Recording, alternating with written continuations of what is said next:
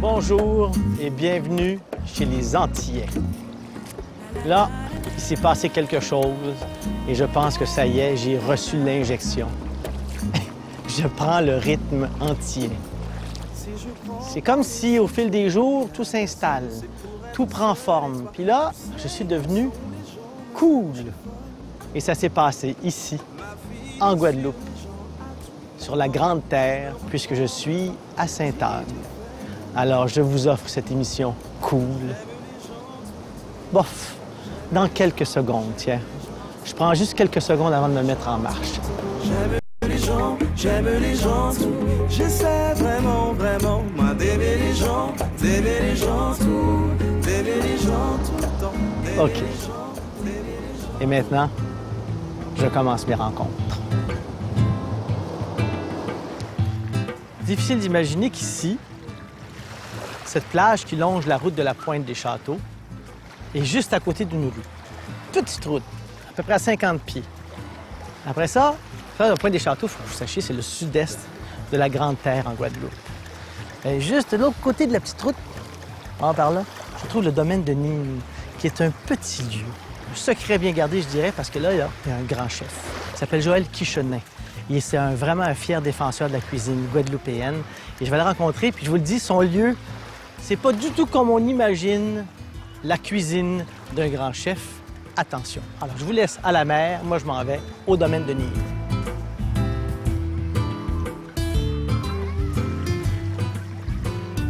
Suivez-moi.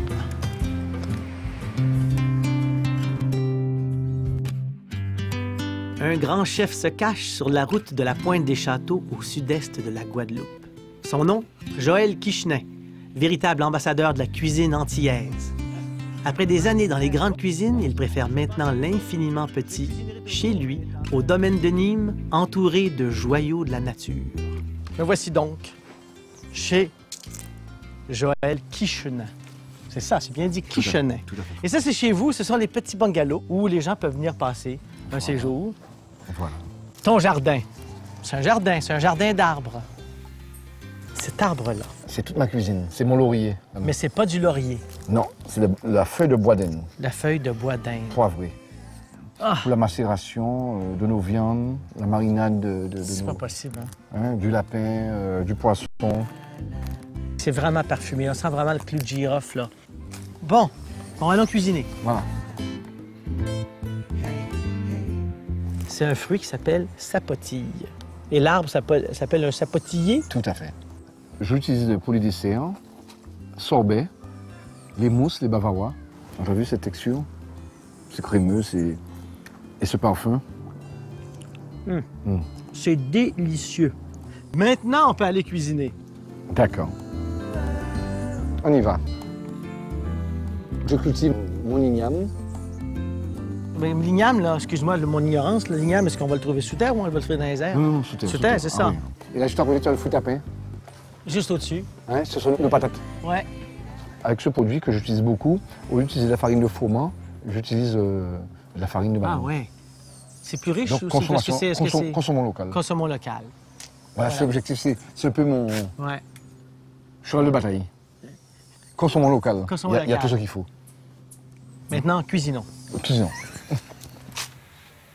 Cet autre arbre. Alors, c'était ramené par les Indiens et on mange de tout. Les feuilles, les fleurs et les graines. Et ça, je fais ça griller. Je fais ça... C'est les pois. Ouais, les pois. Alors, les pois séchés purifient l'eau. Et comment il s'appelle le nom de Quelle l'arbre? substance? Comment il s'appelle encore? Alors, moringa. Moringa. Moringa. Francis, nous quoi faire manger la rose?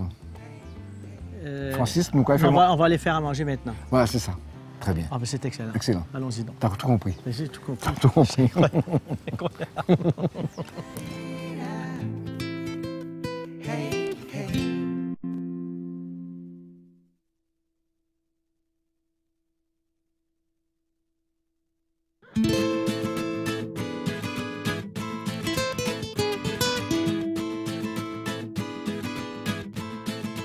Me voici enfin dans le restaurant exceptionnel de Joël. Comme chef, premièrement, un chef sévère, un chef qui en demande beaucoup à sa brigade lorsque tu étais en salle, en cuisine. Oh, très cool, très cool. Très cool! Très cool, très cool. C'est bien-être, hein. Faut pas s'énerver, faut rester zen en cuisine. Allons cuisiner. Tout à fait. Allons cuisiner. Bienvenue au Bois Lélé. Voilà, au bois lélé. Voilà. Au bois lélé. Cette recette aujourd'hui s'appelle le velouté de Giromont aux crevettes. Il y a de l'ail, ici c'est du thym ou du cumin.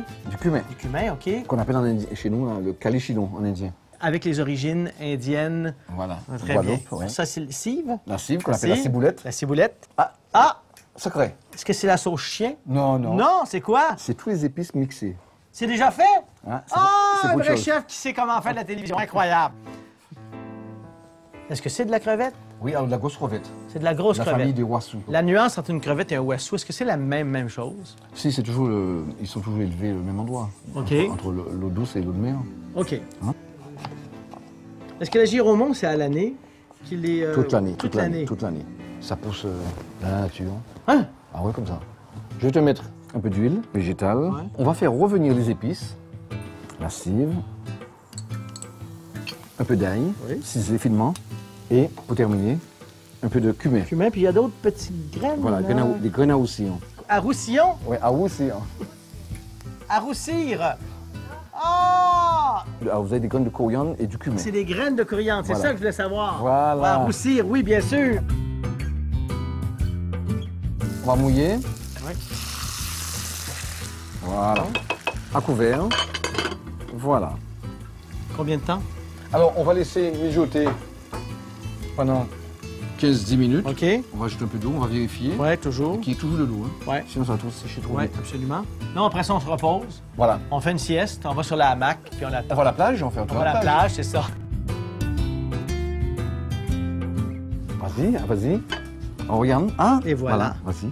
Voilà. Donc, il faut avoir cette texture-là. Il ne faut pas que ce soit plus liquide que ça. Voilà. OK, très bien. Voilà. Donc, j'imagine quand on vient ici, il faut quand même appeler pour dire on va être 4, 5, 6 personnes. Ah oui, parce que uniquement là, sur réservation. on ne peut Uniquement. pas arriver comme par magie puis dire Non. je Je viens veux manger ici. Non. Uniquement sur J'ai réservation. faim. Ouais. Parce qu'on travaille les produits frais. Très bien. Et il y a de l'ail comme l'autre aussi. Il y a de l'ail, OK. cive, plus de thym, du piment végétarien, un peu d'oignon, aussi mixé ensemble la feuille de bois d'âne. OK. Alors, on va ajouter.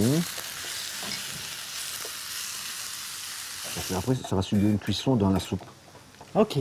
Voilà, tout à fait. Surtout la corvette, ne pas trop faire cuire. Ouais. Parce qu'on est séché. Sinon, ça devient... On n'a pas le moelleux après. pas de bruit. Puis Ça donc, devient la trop sec. texture est Tout désagréable. à fait, Francis. Le Giromont cuit. Un peu d'eau.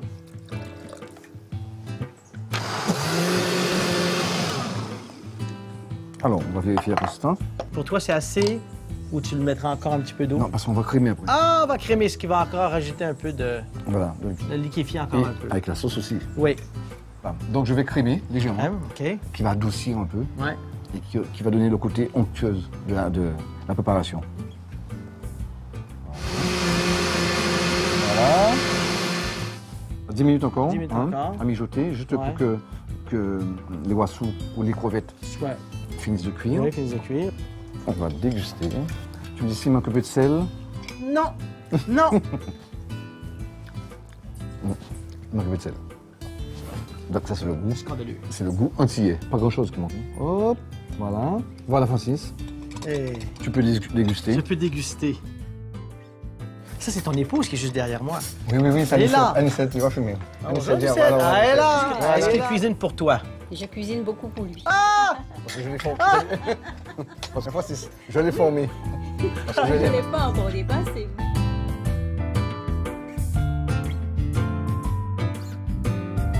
Ce qu'on a vécu là Ce qu'on a réalisé là. se trouve ici, à Guadeloupe, Donc voilà.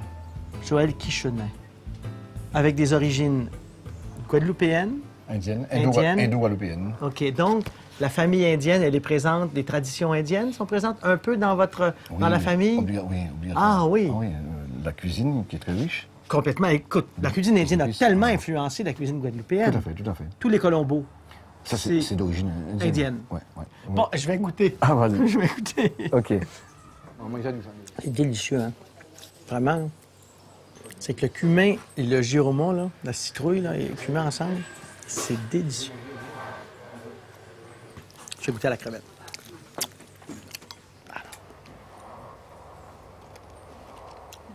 Wow! Ah! C'est délicieux. C'est délicieux. Ça évoque la bouillabaisse. C'est très relevé, comme une bouillabaisse peut l'être. Tout à fait. Mais il y a le côté sucré du giron. C'est délicieux.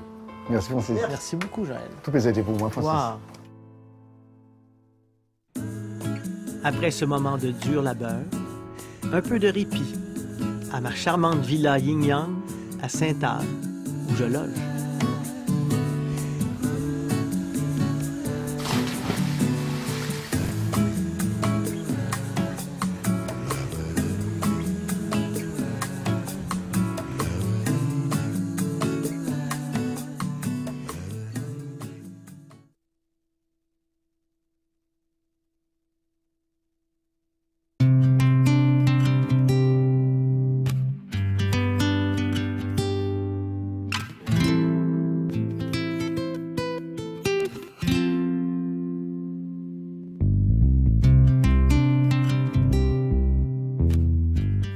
Ici, je suis à Grande-Terre, je suis à Vieux-Bourg, c'est au nord de Pointe-à-Pitre, et je m'en vais dans les bois, dans l'eau, parce que c'est exactement ça, la mangrove.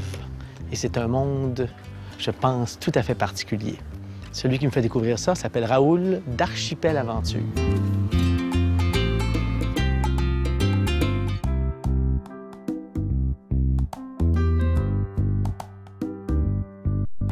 Raoul est un véritable guide pour qui l'écotourisme est une façon de vivre.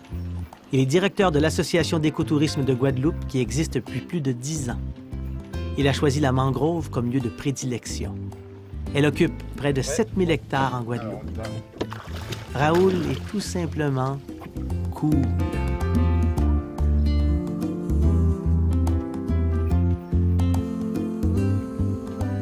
Les palétuviers rouges, Ce sont tous les mêmes? tous, Il y a une seule variété? une seule variété. Est-ce que c'est comme ça dans toutes les mangroves du monde? Oui. Et normalement, un arbre ne pousse jamais dans l'eau Il salée. ne peut pas pousser dans l'eau salée. Il peut pas. Non.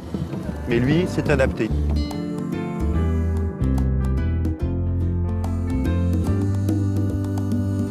À quoi elle sert cette mangrove finalement? À quoi ça sert? Ouais. Elle a plusieurs fonctions. La première, effectivement, comme il y a plein de racines, à l'intérieur des racines, les petits poissons sont abrités. Donc, Ok. en fait, c'est une nurserie, ou une maternité même. Les mamans poissons, les poissonnes, elles viennent frayer dans la mangrove parce que sur chaque racine qui est dans l'eau, tu as des algues, tu as plein d'organismes vivants qui sont accrochés dessus et qui vont servir finalement de nourriture. À la fois pour les crabes à marée basse ou pour les poissons tout le temps. L'autre fonction, c'est l'abri de la terre. Finalement, là où il y a de la mangrove, s'il y a une tempête, un cyclone, un tsunami, n'importe quel événement de cet ordre-là, hein, la mangrove va absorber une partie de l'énergie des vagues et la diffuser dans le sol à travers les milliards de racines. Eh bien, l'énergie ouais. va être dissipée Ah ouais. et du coup, les vagues atteindront éventuellement les parties derrière la mangrove, mais avec presque plus d'énergie. Donc, on est à Vieux-Bourg ici. Oui. Hein, juste à côté. Vieux-Bourg qui est à quoi? De Pointe-à-Pitre, 15 km, je sais pas. Oui, moi. à peu près. Hein. S'il y a ouragan, Vieux-Bourg est potentiellement mieux protégé. Complètement protégé. Petite marche arrière. Et alors là, c'est 1 et 2. Tu dois voir les petits fruits qui sont là. Oui. Ah oui, OK. Voilà. C'est après, après la fleur. Juste après la fleur, le fruit va commencer à sortir. C'est cette petite boule qu'on voit là, et qui va devenir un gland. Alors dans la nature, on le trouve, ça pend comme ça. Ouais. Ça pend de l'arbre. Le palétuvier va garder sur lui le gland, et il va le laisser germer, il va le laisser grandir jusqu'à obtenir cette espèce de haricot qu'on appelle un plantule. Et alors un jour, à la belle saison, le plantule va se décrocher du gland. Et il va tomber dans l'eau. Là, il n'a pas d'air. Il est sous l'eau, il n'a pas d'air. Mais avec la marée qui descend, il va pouvoir stocker de l'oxygène à l'intérieur, tu vois, les petits boutons. Ces petits boutons s'appellent des lenticelles. Et ça lui permet d'emmagasiner de l'oxygène à l'intérieur. Et donc, même quand la marée va remonter, il aura sa réserve d'air. Cette petite pointe que tu vois là, c'est déjà l'embryon d'une feuille. Donc, il peut commencer à faire de la photosynthèse. Mais le plus fort n'est pas là. Le plus fort, c'est que si jamais il n'a pas réussi à se planter, parce que c'était trop profond, eh bien, il va partir à la dérive.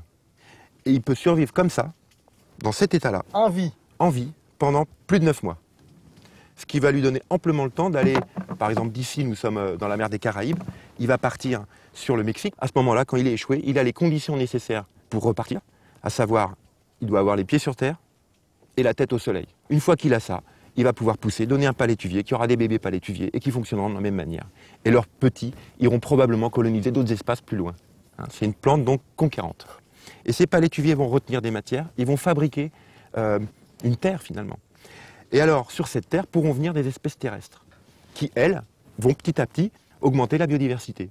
Alors, je vais te proposer une chose, on va lui donner une chance, puisqu'il ne s'est pas planté. Je te propose tout simplement de le lancer à la mer. Et puis, peut-être qu'il arrivera un jour quelque part, l'arbre de Francis.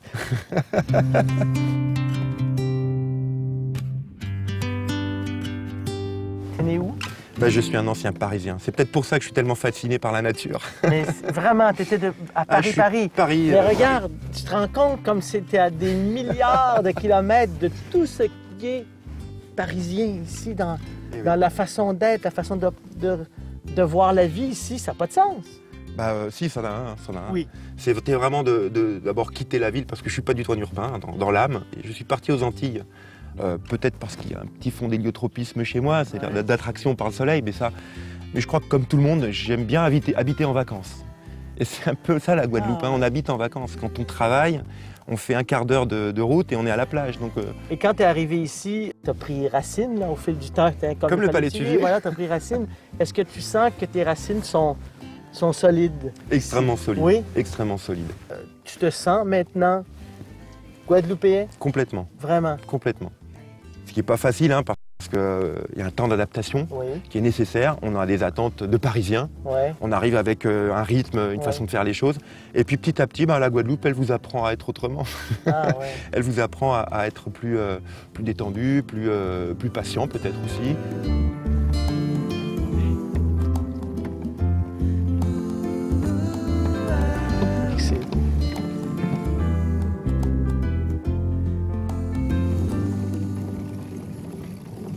Précision. Tu vois, le VTTI permet d'accéder au cœur de la mangrove.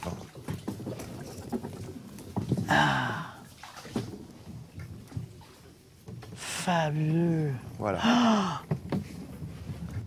Je trouve ça vraiment fascinant, toute cette dimension de l'écotourisme.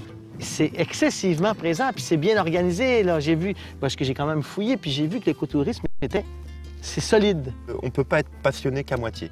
C'est impossible. Et je crois que chez beaucoup de passionnés, ça fait partie de la passion que de vouloir la partager. Avant même d'exiger un diplôme pour être guide, il faut exiger la passion. Voilà. Ça s'appelle Archipel Aventure. Puis, et tout ce qui est écotourisme présentement en Guadeloupe, il y a un tel souci de bien respecter l'esprit et la lettre de ce que c'est, qu'on peut vraiment faire un voyage ici, en écotouriste et apprécié. Peace in the valley. Merci Raoul.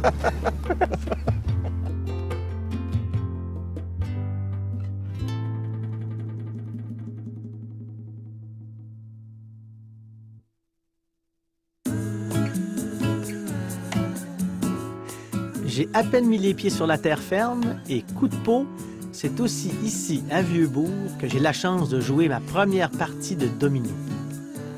Le domino est aux Antillais, ce que la pétanque représente pour les Marseillais.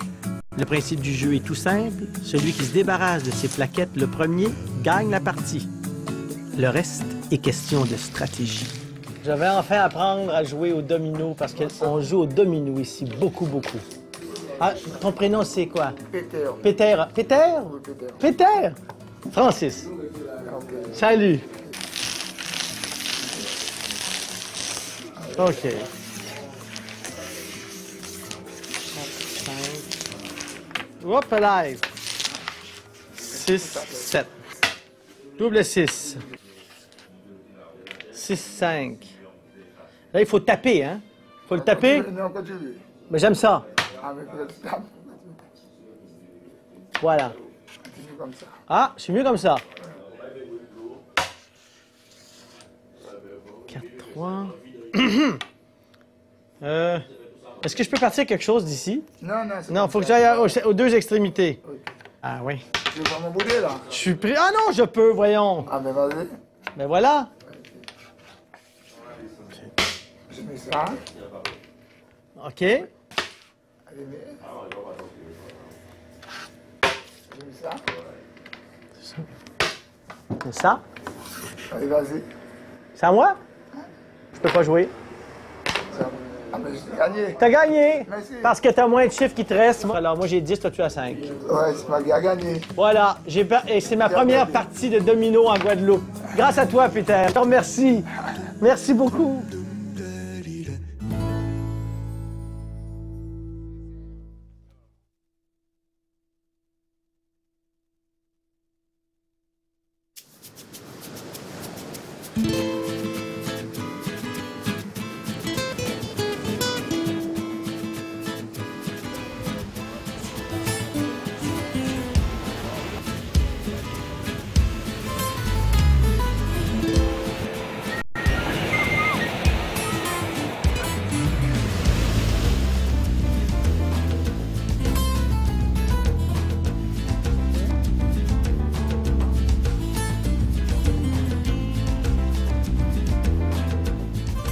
Me voici donc habillé en surfer. J'ai mon kit de surfer. N'inquiétez-vous pas, je ne viens pas vous montrer mes performances de surfer, vous ne verrez rien. Je viens surtout ici, sur la plage du Helleu, rencontrer Joanne, qui a fondé une école de surf, Karukiera. Et c'est pas une école de surf normale. Il y a un but très précis. Je suis sur la Grande Terre, sur la plage du Helleu, son école est installée au Moule. Et ce bonhomme-là, c'est quelqu'un.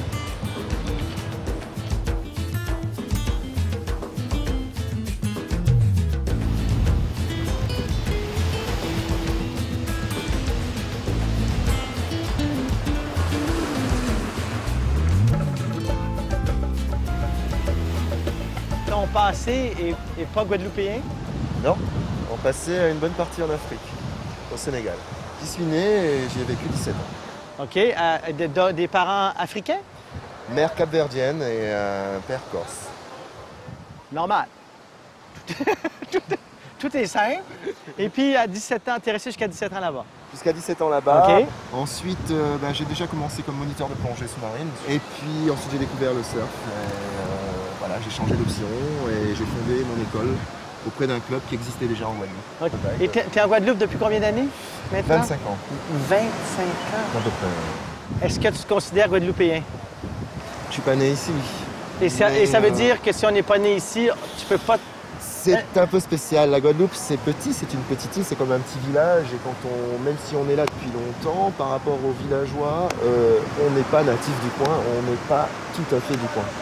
Je ne peux pas me considérer à 100% comme guadeloupéen, mais on va dire à 80% quand même.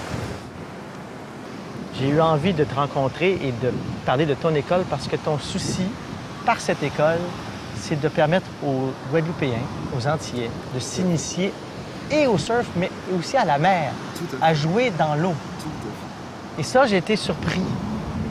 Les vieilles générations, ce que j'appelle vieille génération, c'est-à-dire 50 ans, ne savent pas encore nager. Il y a eu un rejet de la mer. Je ne suis pas natif d'ici, j'ai essayé de comprendre pourquoi. Ouais. Certains disent qu'à l'époque, par rapport à l'esclavage, Certains sont venus par bateau. Donc la mer évoque la fin de la liberté, là, carrément. Alors, je ne sais pas si c'est la réalité. En tout cas, il y a un fait évident, c'est que même les pêcheurs qui ont 45 ans, que vous voyez sur les bateaux passer à longueur de journée, ils tombent à l'eau, ils se noient. Ah ouais. Pour la plupart. Donc les jeunes générations derrière, vu que les parents ne savent pas nager, ne vont pas être poussés à aller dans l'eau. Entre-temps, les sports nautiques se sont développés sur cette île. Les petits Antillais ont fini par en vouloir en faire et se sont rendus compte que c'était impossible sans pouvoir nager. Donc depuis, ça a bien évolué. Il y a des piscines qui se sont montées, les Antillais se sont mis à la natation, les choses sont un peu plus réglo. On est bien parti.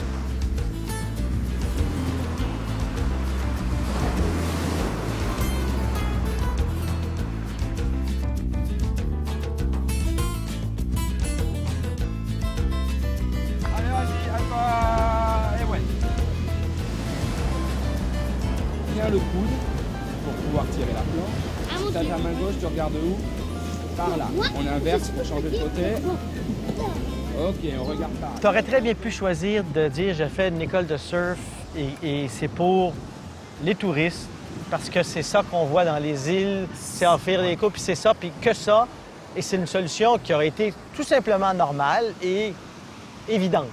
Alors, le tourisme, c'est bien. Le tourisme n'est pas constant en Guadeloupe.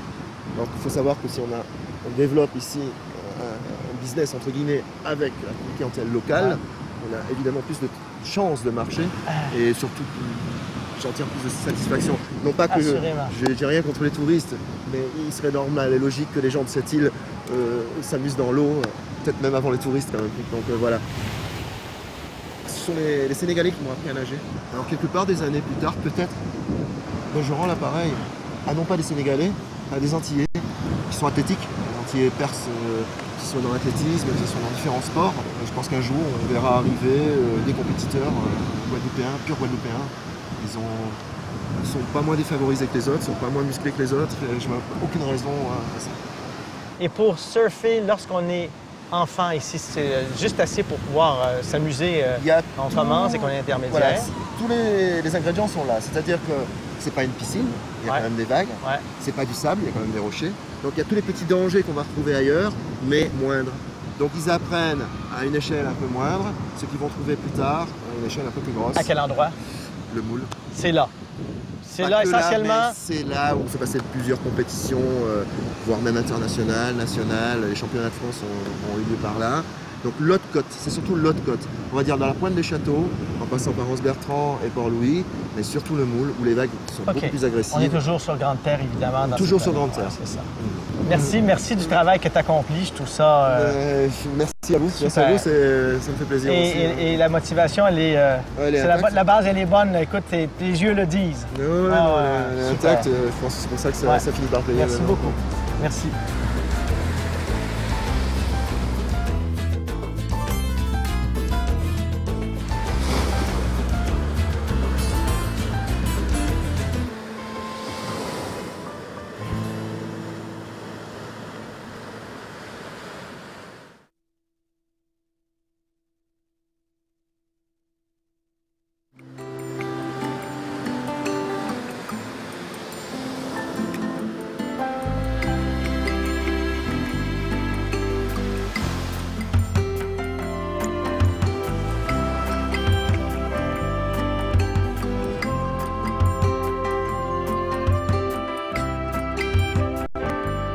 Beau, hein?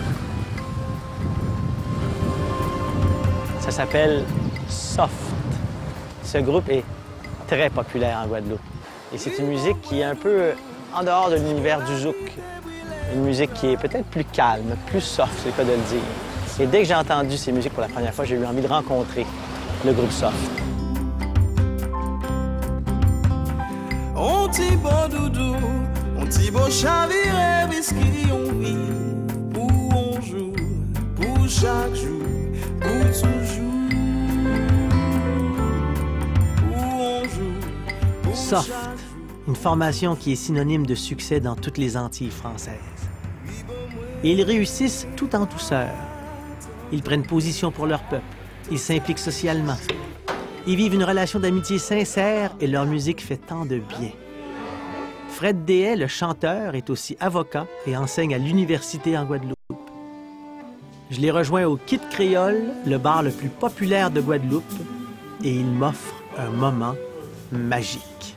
Cette rencontre-là, ici, au Big Créole. Big Créole. Et ça, c'est un des lieux très populaires les Pointois, les gens de Bémao, les gens de Gauzier, de la Guadeloupe viennent ici. C'est un lieu qui est fait un peu avec du matériel de récup. Tout ça. Écoute, on n'est rien à côté d'une carrière, je pense. Oui, une carrière. Vraiment. C'est un peu industriel. Oui.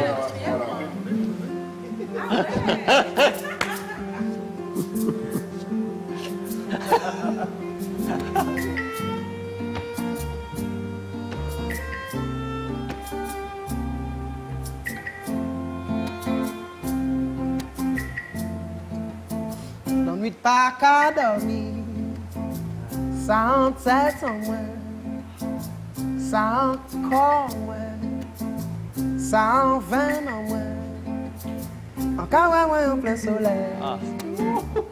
De l'Africa, l'Africa, l'Africa criez moi.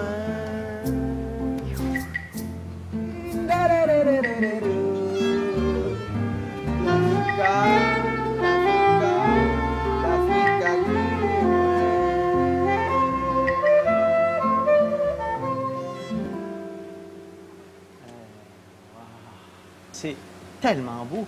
Et je comprends pas pourquoi ils ont appelé ça soft. Donc cette chanson s'appelle L'Afrique m'appelle parce que dans notre musique, si on cherche bien, on retrouve l'Afrique. On peut pas... Dans le cœur des hommes. Voilà, dans le cœur des hommes, dans les racines des arbres et dans la chair de nos voix. Même la danse, à mon avis, la danse traditionnelle. Des fois, quand on voit des reportages sur l'Afrique de l'Ouest, on les voit danser, on se dit, tiens, on aurait dit un pas de gros cas. Oui, ben oui, c'est... La musique rythme nos vies, comme on prend les transports, les bus, les transports en commun. Ah ouais. On entend, il y a de la musique dans tous les bus. Les autobus. Dans les autobus. Ah, dans tous les bus? Ah oui, mais écoute, même, il y a des gens qui choisissent le bus. Ah non, ça n'existe pas. Ça n'existe pas. Ah non, un bus sans musique chez nous, ça n'existe pas. Vous allez prendre le bus? Ah, bien sûr. Est-ce que vous faites des tournées intenses ou vous les grenez? C'est plutôt réparti. On n'a pas encore vraiment de disponibilité pour ça. Parce que là, vous avez tous un métier. Deux univers, là, la musique et l'autre. C'est ça. OK, par curiosité. Qu'est-ce que tu fais? Je suis enseignant. Et toi? Je suis enseignant. J'ai enseigné l'anglais, maintenant la musique en collège aussi. Julie? Moi, je suis luthier. Ah oui? L'instrument à cordes frottées. Il faut préciser que l'instrument sur lequel elle joue, c'est elle qui l'a fabriqué. Ouais. C'est mon tout premier violon. C'est mon premier... Eh bien, tu l'as fabriqué? Oui. Et toi? Moi, je suis manager. Je manage les ressources humaines dans une entreprise. Voilà. Mais il manage bien la basse aussi. Il basse. En écoutant Soft, oups, j'ai l'impression d'une envolée dans des univers qui ne ressemblent qu'à vous. En fait, la musique la plus populaire chez nous, c'est le zouk. Ouais. Et pour créer le zouk, Kassav est parti des rites traditionnels. Il y a 30 ans. Oui, des musiques traditionnelles. Ouais. Moi, en tant que jeune compositeur, il me semble toujours que c'est pas possible de faire aussi bien que Kassav. Donc, le choix est simple, c'est-à-dire il s'agit de savoir, pour défendre la musique guadeloupéenne, si on prend l'héritage de Kassav tel quel aujourd'hui, ou si on se dit, on va chercher dans tout ce qu'ils ont fait, ce qui est intéressant. Et là, on comprend qu'ils ont créé le zouk à partir d'une réflexion sur la musique traditionnelle, sur l'arrangement, etc., sur la musique africaine. Et donc, nous, on est repartis aux sources.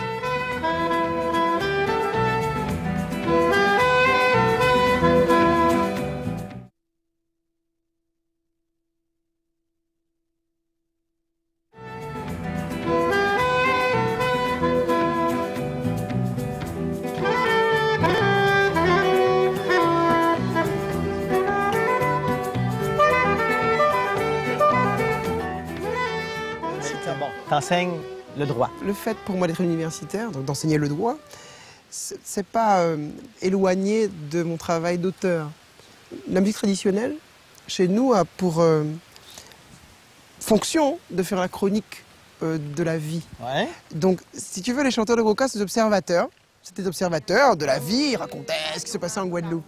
Et ce regard que j'ai est lié en même temps au fait que je suis un enseignant, je suis un universitaire, et je suis tellement plus libre dans la musique que je ne le suis à l'université. Donc je dis avec ma guitare des choses que je ne peux pas dire comme universitaire. Bon. Il y a une toute autre dimension parce que j'ai lu des textes, j'ai lu des articles ou de ton implication sociale. Mais je crois qu'il faut faire ça parce que, en fait, la musique, pour moi, c'est un talent. Donc, c'est un avantage que j'ai. Ouais. Et je l'ai pour le partager. Mais c'est très important, c'est vraiment de la musique guadeloupéenne. C'est de dire que je vais pour montrer que nous autres Guadeloupéens, nous ne sommes pas plus laids que ceux d'ailleurs. Donc, c'est pourquoi on joue cette musique-là et qu'on n'est pas censé l'abandonner pour jouer une autre musique. Et on a une manière de faire, une manière de voir les choses qui est moderne, qui doit être moderne, parce que notre pays doit changer. Est-ce que tu as eu plusieurs modèles? Oui, plusieurs de ma famille, les femmes de ma famille. Ah ouais. Des gens qui ont beaucoup de cœur. Bon, moi je suis petit-fils d'ouvrier, même ma grand-mère elle balayait dans l'usine. Bon, mais mon père était avocat, donc c'est l'ascension par la connaissance. Après l'abolition de l'esclavage, tu sais ce qui s'est passé, on a indemnisé les colons. Donc du coup, il n'y avait plus d'esclaves, ils avaient des salariés. Mais salariés, tu vois ce que c'est un salarié qui était un ancien esclave. En plus, on a recapitalisé des gens, ceux qui avaient déjà de l'argent. Donc du coup, tu as une inégalité de départ qu'il te faut compenser. Compenser comment? Eh ben, d'abord par l'école républicaine, c'est ce qu'on a fait nous. C'est-à-dire que nos parents sont allés à l'école, ils ont bien appris, et puis voilà, et puis donc il nous reste, nous, aller dans le secteur marchand, à faire autre chose, etc. Voilà. Mais c'est la marge de nos familles. Nos familles grandissent, et mes exemples sont là, sont dans les femmes de ma famille, et les hommes, bien sûr, mon père.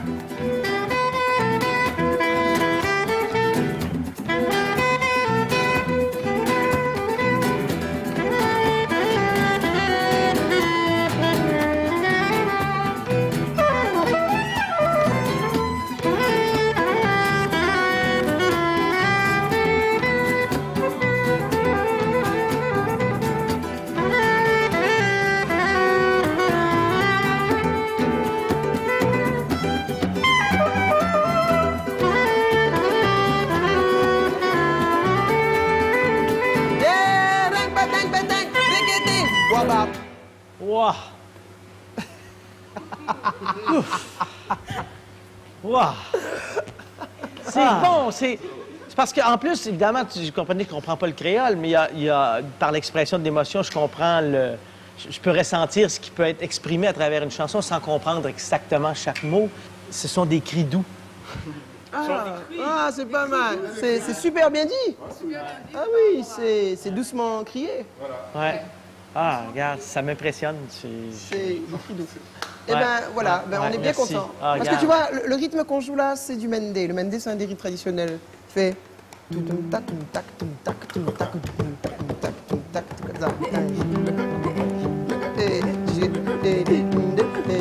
ben, tu vois, c'est comme le lait maternel. Le bébé sait pas pourquoi c'est bon, mais c'est juste bon. C'est juste bon pour lui. Ça n'a pas super bon goût. C'est juste bon pour lui. C'est juste bon pour lui. Eh ben, c'est ça. Pour nous aussi. Ah non, mais c'est bon pour... Ah non. Mais c'est bon pour tout le monde. Non, mais justement, voilà. Eh ben, tu vois, tu arrives sur une chose fondamentale pour nous. Parfois, on nous dit, mais pourquoi, si vous voulez être célèbre, ce qui n'est pas tellement le cas, pourquoi vous ne faites pas de la musique... du reggae, chanter en français. Donc, pourquoi je ne fais pas en français? Pourquoi vous ne faites pas dancehall, reggae ou pop musique? C'est la musique la plus célèbre du monde, la pop. Mais c'est l'idée que les hommes ont des expériences dans des lieux différents du monde. Et tous les musiciens sont des musiciens. Simplement, ils expriment leur humanité différemment. C'est pourquoi nous, on joue cette musique-là en disant que plus on joue de la musique guadeloupéenne, et plus un étranger peut s'intéresser à nous. Et cette musique-là, normalement, elle est bonne pour le monde entier. Elle est bonne pour le monde entier parce qu'elle exprime ce que nous sommes vraiment, des hommes, comme d'autres hommes. Voilà, et c'est ça qui est au fond de la musique de soft. C'est pourquoi elle n'est pas en anglais, c'est pourquoi elle n'est pas en français. Elle reste en créole, et c'est pourquoi elle est jouée de cette manière-là. La soupe, comprend nos peuples guadeloupéens, cabalé, quasi bêtisé, rété la cassouffé. La soupe,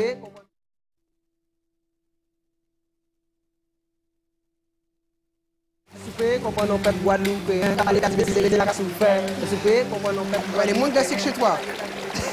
C'est ma première... mon premier contact avec l'eau douce ici. Ah bon? Ouais. C'est l'injustice, mais révolution! Non, non, non, non, nous dit la France. Le créole ici en Guadeloupe, c'est une langue distincte du créole qu'on entend à Haïti. Ou c'est... je serais haïtien, je converserais avec toi en créole, Oui. Ça marcherait? Oui. Mais pour toi qui es québécois, je vais te dire un truc. Je parle pas créole. Je suis un créole. Ouais. C'est-à-dire que même quand je parle français, je suis créole. Je comprends. Oui. Donc c'est surtout ça. Oui. Contrairement à d'autres langues comme l'occitan ou le breton, qui sont en disparition en France, nous, le créole n'est pas en disparition. Nous sommes créoles. Cela dit, dans les écoles, on étudie le créole aujourd'hui parce qu'on apprend à l'écrire et à le parler correctement. Le créole, c'est aussi... il faut dire que c'est souvent une langue de combat pour nous. C'est-à-dire que les gens qui s'expriment en français, et quand ils s'énervent, ils passent en créole. Tu vois? C'est une langue de défense.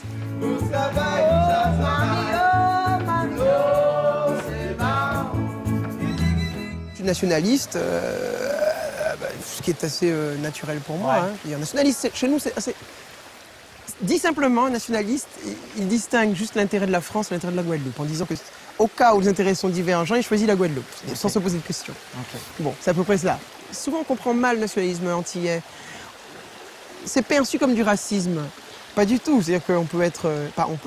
beaucoup de Guadeloupéens sont blancs. Et d'ailleurs, parfois nationalistes. Donc on imagine que c'est un truc anti-blanc. Non, c'est juste le fait de dire, bon voilà, on est des Guadeloupéens, on est à 7000 km de la France. Est-ce que ça a tellement de sens de dire que tout est décidé de Paris? C'est un peu bête. C'est que les gens, ils doivent déterminer seuls leur manière de vivre. C'est ça la liberté, c'est ça le XVIIIe siècle, c'est ça les Lumières, c'est dire que les hommes sont libres de déterminer leur manière de vivre. C'est ça. Et donc il est censé se déterminer. Maintenant, un Guadeloupéen, il peut te dire, je me sens Guadeloupéen et pas français, sans vouloir changer de statut, sans vouloir être indépendant, etc. C'est ça la modernité chez nous. Ah, la Guadeloupe a joué un cas critique, c'est contention idéologique. Tout le monde veut changer la société, oui mais pas trop vite, oui mais pas tout de suite. On bouge pas quasi tout ça qui en qu'est pas avalé, tout ça qui en bouge. Pendant l'état caboula pour nous, gagne nous qu'à danser, nous dit ce monsieur colonialiste. Nous dit la France esclavagiste, nous dit la France c'est l'injustice mais révolution. Non, non, non, non, nous dit ce monsieur colonialiste, c'est monsieur esclavagiste. Nous dit la France c'est l'injustice mais révolution. Non, non, non, non. Ah ben écoutez, déjà que vous ayez eu vous ayez offert ce temps, je l'apprécie tellement là. Je l'apprécie tellement, c'est tellement gentil, c'est tellement et j'en rêvais. On a vraiment chouette, super, merci beaucoup, merci. Mais dans le fond, c'est une très bonne chose que je vous ai réunis parce que sinon vous n'auriez pas répété avant 1 an, ça aurait été terrible le prochain spectacle.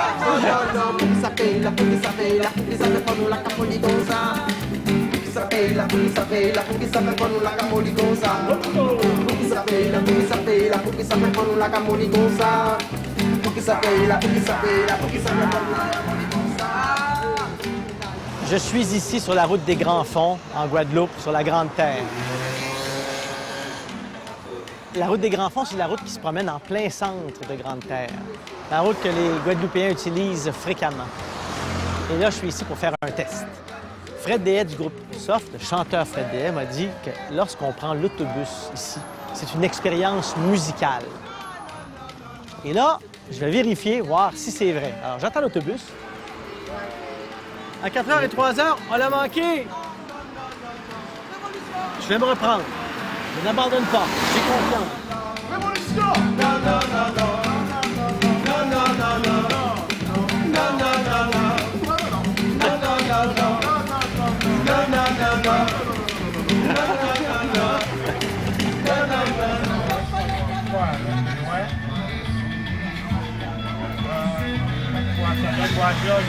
Combien? 2? Bonjour. Bonjour madame. Bonjour. Oui, ça va bien.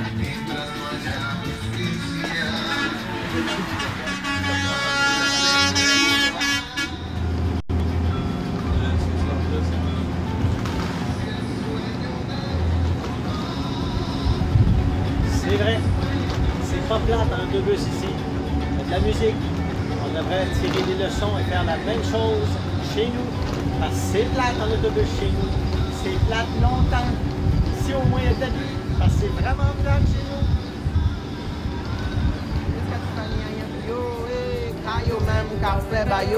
C'est fait, c'est critiqué.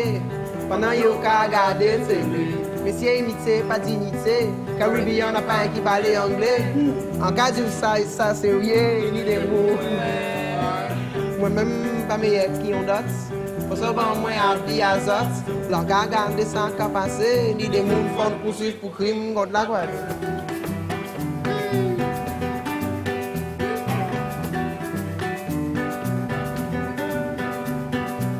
Yo dis nous ni liberté. Égalité, fraternité. Moi, vivre qu'à liberté. Là, on pas ni l'argent pour faire manger. Moi, vivre égalité. Le petit ça malheureux toujours malheureux. Moi, vivre fraternité. Où ça vient à banque avec l'argent métier. En cas où ça et ça c'est rien. Ni des mots. Politique tout non magagui. Politique tout non magagui.